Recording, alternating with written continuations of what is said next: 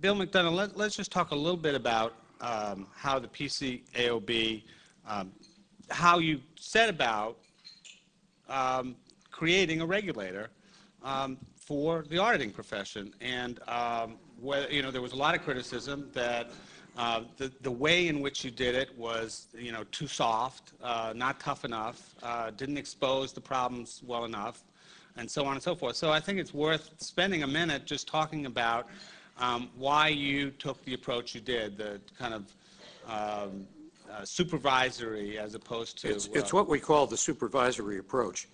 I had the very good fortune that when I joined the PCAOB, which was in June of 2003, having left the Federal Reserve Bank of New York, I found 4 absolutely outstanding board members, 2 of whom are here, Bill Gradison and Kayla Gillen, and Charlie Niemeyer and Dan Gelser are equally good.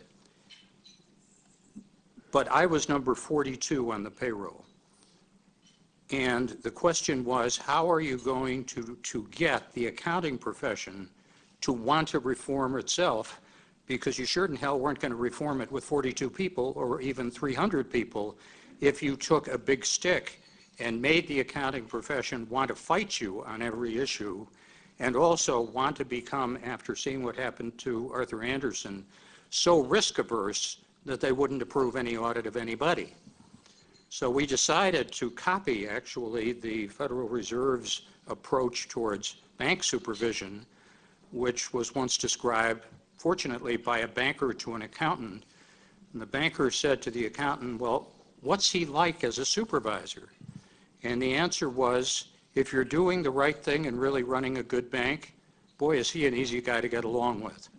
If, on the other hand, you're running a bad bank, or you look as if you're not trying to do the right thing, he is the biggest expletive deleted on this planet. And I was delighted to have that reported back to me, because it meant that we could use the supervisory approach, that we could work with the auditing firms, not just the big ones, but the medium-sized ones and the small ones, and say, we want you to fix yourselves. Our inspections will make it very clear whether you're doing so or not. If you do it well, we will reward you.